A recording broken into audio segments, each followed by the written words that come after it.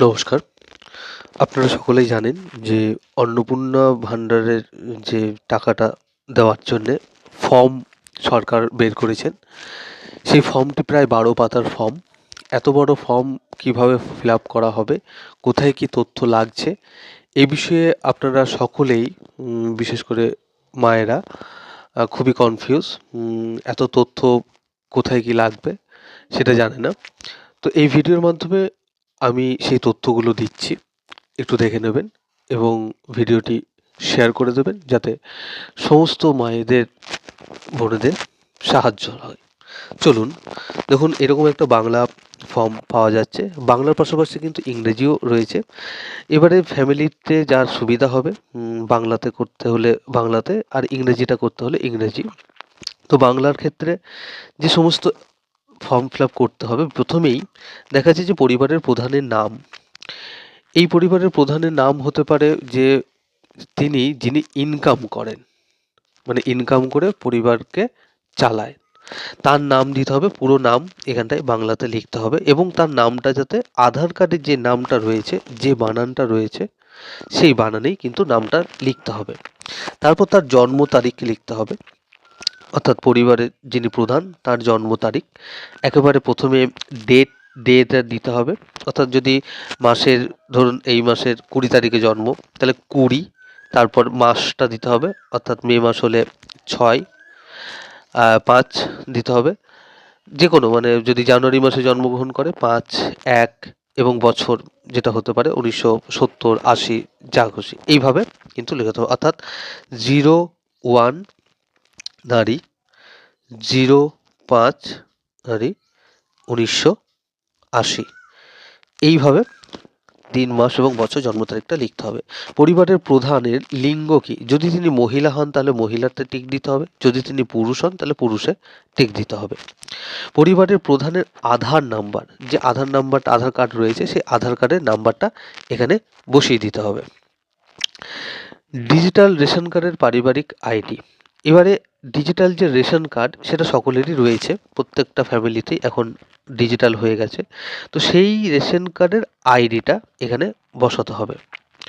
পরিবারের সদস্য সংখ্যা, এখন অনেক পরিবারের সদস্য সংখ্যা ৩ জন হতে পারে, ২ জন হতে পারে, ৪ জন হতে পারে, ৫ জন হতে পারে। যা হবে সেটা তার নিজের পরিবারের সদস্য সংখ্যা গুণে এখানটায় শুধু সংখ্যাটা বসিয়ে দিলেই হবে। যদি ৩ হয় তাহলে শুধু ৩, যদি ৪ হয় তাহলে ৪, যদি ৫ হয় তাহলে শুধু ৫, এভাবে বসিয়ে দিতে হবে। ঠিক আছে? এরপর আমরা দেখব যে ঠিকানা লিখতে হবে। এই ঠিকানাতে একেবারে স্থায়ী ঠিকানা, অর্থাৎ আধার কার্ডে বা ভোটার কার্ডে যে অ্যাড্রেসটা দেওয়া আছে সেই অ্যাড্রেসটা এখানে লিখতে হবে। তারপরে যোগাযোগ নাম্বার। যোগাযোগ নাম্বারটা কিন্তু আধার নাম্বারের সঙ্গে যোগাযোগ রয়েছে, ব্যাংকের সঙ্গে, যেটা একেবারে যে নাম্বারটা, মোবাইল নাম্বারটা আধার কার্ডেও রয়েছে, সেই নাম্বারটাই দিতে হবে। এবং সেটা কিন্তু এই প্রথমে যার নাম দেওয়া হয়েছে তার নাম্বারটা থাকতে হবে। এরপর নাম, জন্ম তারিখ, লিঙ্গ, পরিবার প্রধানের সঙ্গে সম্পর্ক। অর্থাৎ এতক্ষণ ধরে অনেকের কনফিউজ ছিল যে যার নামে যে মহিলা অন্নপূর্ণা ভাণ্ডার পাবেন তার নামটা কোথায় দেওয়া হবে, তার তো নাম খুঁজে পাওয়া যাচ্ছে না, বা তার নাম তো আমরা দেখতে পাচ্ছি না। আসলে এই যে এইখানটা করে, এই যে সদস্য এবারে ১, ২, এইটাতেই সেই যিনি পাবেন অন্নপূর্ণা ভাণ্ডার তার নামটা এবারে দিতে হবে। দেখুন ভালো করে আমি দেখাচ্ছি।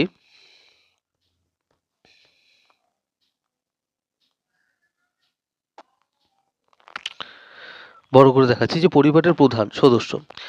এবারে পরিবারের প্রধান সদস্য যিনি, তার তো নাম দেওয়া হলো। এবারে সদস্যের নাম, মায়েদের নাম, পিসিদের নাম, মাসিদের নাম সেটা থাকবে। তার জন্ম তারিখ লিখতে হবে, তার লিঙ্গ লিখতে হবে, পরিবারের প্রধানের সঙ্গে তার সম্পর্ক কি, তিনি স্ত্রী হতে পারেন, তিনি মেয়ে হতে পারেন, তিনি বোন হতে পারেন, সেই সম্পর্কটা লিখতে হবে। এবং এই যে তিনি অন্নপূর্ণা যোজনার জন্য আবেদন করছেন কিনা সেইটাতে হ্যাঁ বা না। এখানে যদি পুরুষ হয়ে পুরুষের নামও দিতে হবে, কারণ পরিবারের প্রধান শুধু যে পরিবারের সদস্য যে শুধু নারী হয় তা তো নয়, পুরুষও থাকে। কিন্তু সেই পুরুষের নাম সমস্ত কিছু দেওয়ার পর এখানে কিন্তু না, হ্যাঁ চিহ্নতে টিক দেওয়া যাবে না, কারণ পুরুষদের জন্য অন্নপূর্ণা ভাণ্ডার নয়, এটা শুধুমাত্র মহিলাদের জন্য, এটা খেয়াল রাখতে হবে। তাই এখানে যখন আমরা মহিলা বা নারীদের নাম লিখছি, মা, পিসি, বোন, দিদি, তাদের ক্ষেত্রে এখানে হ্যাঁ, এবং পুরুষদের ক্ষেত্রে কিন্তু হ্যাঁ চিহ্ন করা যাবে না। এটা হলো। এরপর এখানে যতজন আপনার সদস্য রয়েছে সকলেরই নাম, জন্ম তারিখ, লিঙ্গ এবং পরিবারের প্রধানের সঙ্গে সম্পর্ক কি সেটা লিখে দিতে হবে। এবারে প্রত্যেকের কিন্তু অ্যাকাউন্ট নাম্বার লাগবে, অর্থাৎ যতজনের নাম এখানে দেওয়া হয়েছে একমাত্র তার 18 বছরের নিচে হলে তার লাগবে না, কিন্তু 18 বছর ঊর্ধ্বে হলে তাদের যাদের অ্যাকাউন্ট নাম্বার, ব্যাংকের অ্যাকাউন্ট নাম্বার রয়েছে এবং অন্নপূর্ণা ভাণ্ডার যে বয়স থেকে যে বয়স অবধি দেওয়া হবে সেই সময় পর্বের মধ্যে হলে এই অ্যাকাউন্ট নাম্বার কিন্তু সকলকেই দিতে হবে। প্রথমেই অ্যাকাউন্ট নাম্বারটা লাগবে প্রধানের, অর্থাৎ প্রধানের যার নাম দেওয়া হয়েছিল, বাবার নাম হোক, কাকার নাম হোক, দাদুর নাম হোক, যার নামটা প্রধান হিসেবে দেওয়া হয়েছে তার ব্যাংকের নাম। এখানে প্রথমে ব্যাংকের নাম লিখতে হবে, অর্থাৎ এসবিআই হলে এসবিআই, এইচডিএফসি হলে এইচডিএফসি, যে কোনো ব্যাংক, যে ব্যাংকের যাদের অ্যাকাউন্ট নাম্বার আছে সেই ব্যাংকের নাম, তারপরে অ্যাকাউন্ট নাম্বারটা লিখতে হবে, তারপরে আইএফএসসি। ব্যাংকের বইতেই এই দুটো নাম্বার দেওয়া থাকে, সেটা দেখে নেবেন। এবারে প্রধানের নামের পর এর সদস্য 1, সদস্য 2, যতজন আমি পরিবারের সংখ্যা, সদস্য সংখ্যা দিয়েছি ততজনের ব্যাংক অ্যাকাউন্ট এবং অ্যাকাউন্ট নাম্বার, ব্যাংক নেম এবং আইএফএসসি নাম্বার দিতে হবে। এইটা গেল এই অবধি। এরপর এপিক, অর্থাৎ ভোটার তালিকার অংশ নাম্বার। এখন এই এপিক নাম্বারটা কি, মানে প্রত্যেকটা ভোটার কার্ডে আমি দেখিয়ে দিচ্ছি যে এই যে ভোটার কার্ড, এই ভোটার কার্ডের এইটাকে বলা হয় এপিক নাম্বার, এটাকে বলা হয় এপিক নাম্বার। প্রত্যেকের, আপনারা প্রত্যেকে কিন্তু ভোটার কার্ডটা বের করে দেখবেন যে আপনার বাঁ দিকে বা ওপরে কিন্তু এরকম একটা নাম্বার আছে, এইটাকে বলা হচ্ছে এপিক নাম্বার। এই এপিক নাম্বারটা আপনাকে কিন্তু এখানে বসিয়ে দিতে হবে, অর্থাৎ কোনখানে, এই যে যেখানটায় বলা হয়েছে ভোটার কার্ডের এপিক নাম্বার লাগবে এখানটায়, অর্থাৎ প্রধানের, অর্থাৎ যার মেন নাম দেওয়া আছে তার এপিক নাম্বার লাগবে এবং যতজন সদস্য নাম দেওয়া আছে তাদের এপিক নাম্বার লাগবে। এবারে যে ফ্যামিলি থেকে বিলং করছো সেই ফ্যামিলির আপনার ইউআর, অর্থাৎ জেনারেল ক্যাটাগরি নাকি এসসি ক্যাটাগরি নাকি এসটি ক্যাটাগরি, সেটা যে ক্যাটাগরি হবে সেই ক্যাটাগরির ওপর এটা টিক চিহ্ন দিতে হবে। যদি জেনারেল হয় তাহলে ইউআর, অসংরক্ষিত ক্যাটাগরি। এরপর আসবে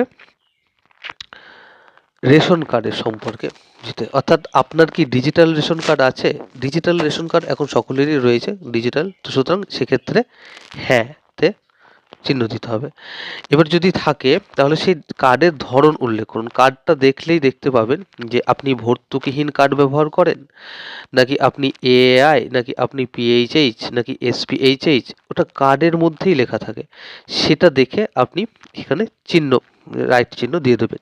পরিবারটি রেশন দোকান থেকে মাসিক রেশন তুলছে কিনা, অর্থাৎ প্রতি মাসে রেশন তোলা হয় কিনা সেই তথ্যটা দিতে হবে। যদি তোলা হয় তাহলে অবশ্যই হ্যাঁ, আর যদি তোলা না হয়ে থাকে তাহলে না চিহ্ন দিতে হবে।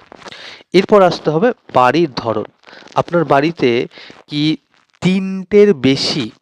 তিনটে বা তিনটের বেশি কি পাকা ঘর রয়েছে? অর্থাৎ একটা বাড়িতে 4টে রুম থাকতে পারে, 3টে রুম থাকতে পারে, 5টা রুম থাকতে পারে। যদি 3 থেকে 3-এর বেশি রুম থাকে তাহলে সেখানে হ্যাঁ দিতে হবে, আর যদি 2টো রুম থাকে তাহলে সেক্ষেত্রে না দিতে হবে। এরপর পারিবারিক জমির মালিকানা, অর্থাৎ জমি আছে কিনা, মানে পরিবারে কারোর কত জমি রয়েছে, সেই জমি যদি থাকে তাহলে হ্যাঁ, জমি না থাকলে না। এবারে জমি যদি থাকে তাহলে কত, এটা ডেসিমেলের মধ্যে লিখতে হবে।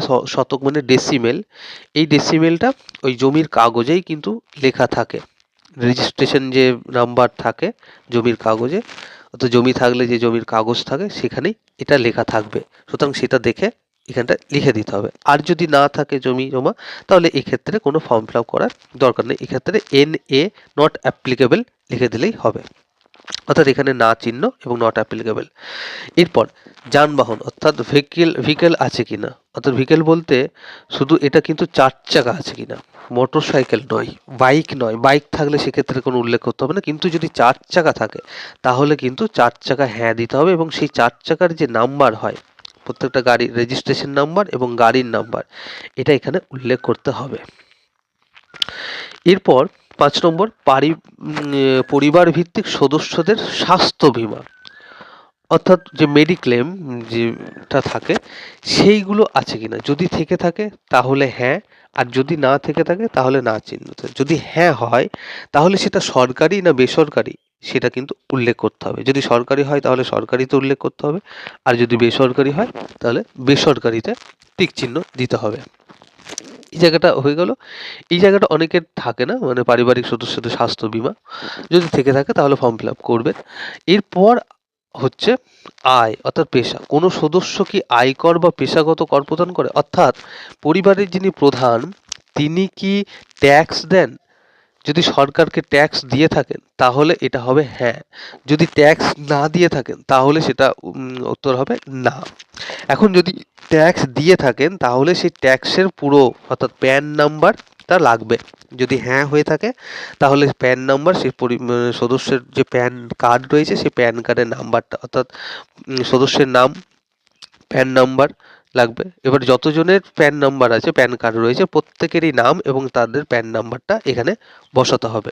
আর যদি প্যান নাম্বার না থাকে তাহলে এখানে কিছু বসাতে হবে না।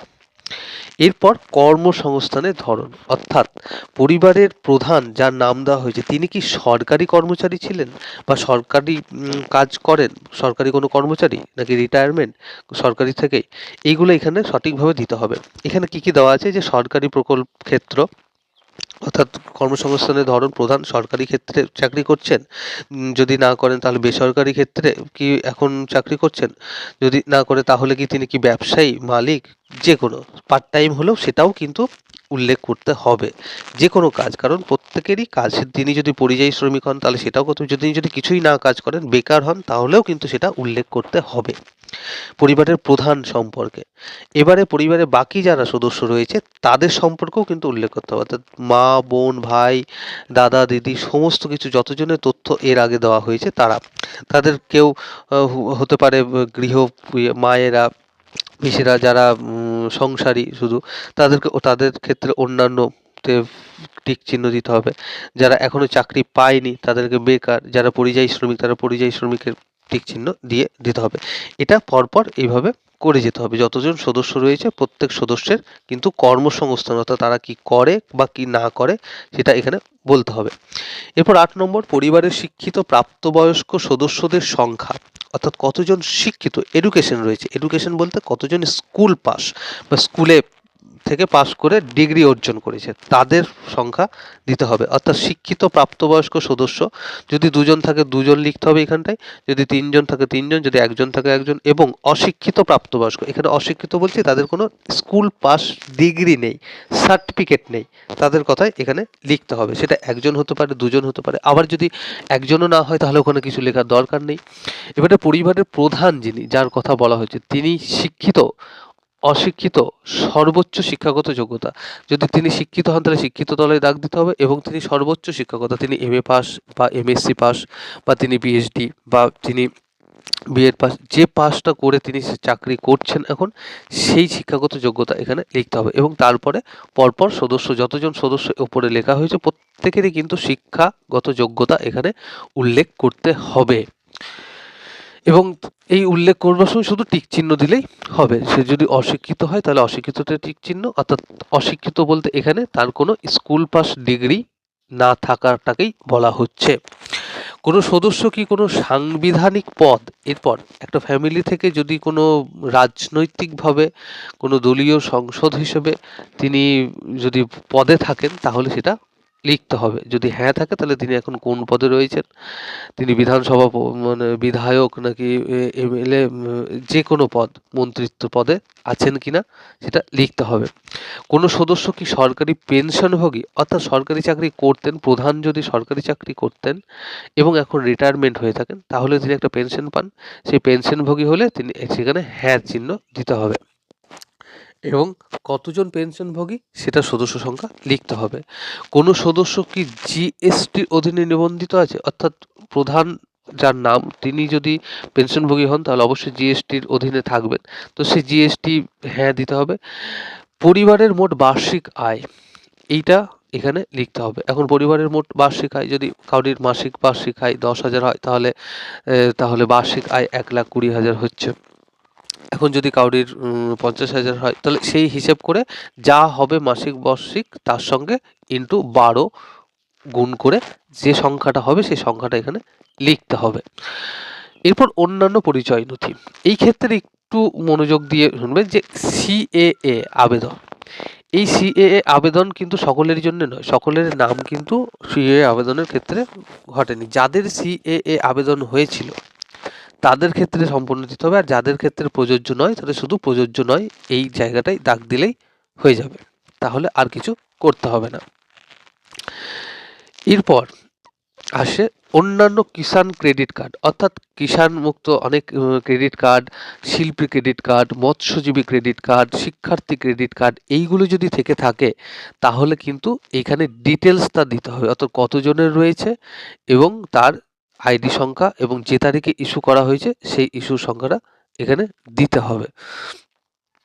ঠিক আছে।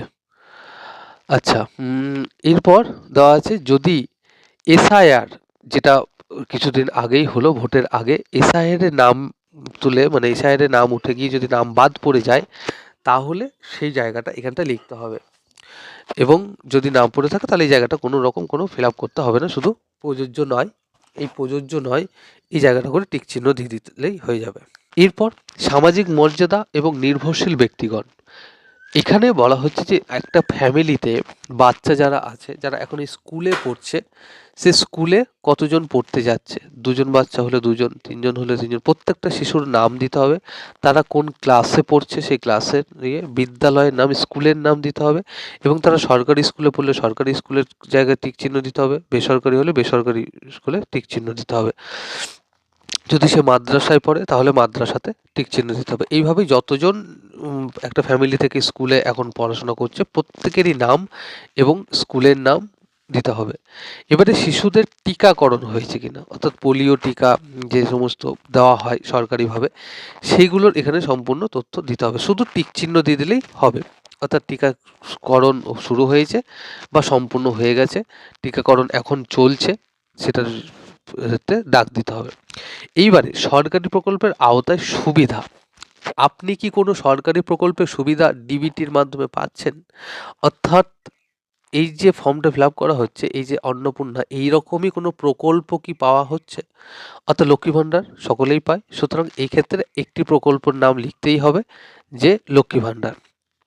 আর যদি পরিবারের প্রধান সেটা না পেয়ে থাকেন তাহলে কিন্তু এই ক্ষেত্রে এই সদস্য সংখ্যা 1, পরিবারের প্রধানের ক্ষেত্রে কিন্তু এটা লেখা চলবে না, তাহলে পরিবারের যে সদস্য সংখ্যা 1 অর্থাৎ যিনি লক্ষ্মী অন্নপূর্ণা ভাণ্ডারের জন্য আবেদন করছেন তিনি এখানটায় হ্যাঁ দেবেন এবং প্রকল্পের নাম লিখবেন লক্ষ্মী ভাণ্ডার। ঠিক আছে।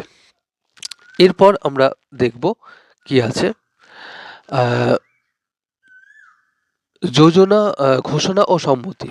এবারে প্রায় শেষের দিকে আমরা চলে এসেছি, আর সেরকম কিচ্ছু নেই, শুধু এবারে দিতে হবে যে আমি এই মর্মে ঘোষণা করছি যে উপরে প্রদত্ত তথ্য, অর্থাৎ এতক্ষণ ধরে যে সমস্ত ইনফরমেশন দেওয়া হলো, টিক চিহ্ন দেওয়া হলো বা লেখা হলো, সেগুলো কিন্তু সমস্তটাই সঠিক হতে হবে এই মর্মে, এটা যে সত্য সেই মর্মে সেটা জানিয়ে এখানটায় স্বাক্ষর করতে হবে। এই স্বাক্ষরটা কাকে করতে হবে, অর্থাৎ যিনি অন্নপূর্ণা ভাণ্ডারের ফর্মটার জন্য আবেদন করছেন, অর্থাৎ মা মাসিদের এখানে স্বাক্ষরটা করতে হবে। ঠিক আছে, ব্যাস, আর কিছু করার নেই। বাকি এই জায়গাটা কিন্তু সরকারিভাবে ফিল আপ করা হবে, অর্থাৎ ফর্মটা যে বিএলও বা যে ক্যাম্পে জমা পড়বে বা অনলাইনে জমা পড়বে সেখানে কিন্তু এই জায়গাটা আর কোনো ফর্ম ফিল আপ করার দরকার নেই, এই জায়গাটা পুরোটাই সরকারি অফিসাররা করে নেবে, সরকারি অফিস থেকে করে নেবে। যদি এই ভিডিওটা উপকার মনে হয়, যদি মা মাসি দিদি বোনদের কাজে আসতে পারে বলে মনে হয় তাহলে অবশ্যই এটা শেয়ার করবেন। Thank you.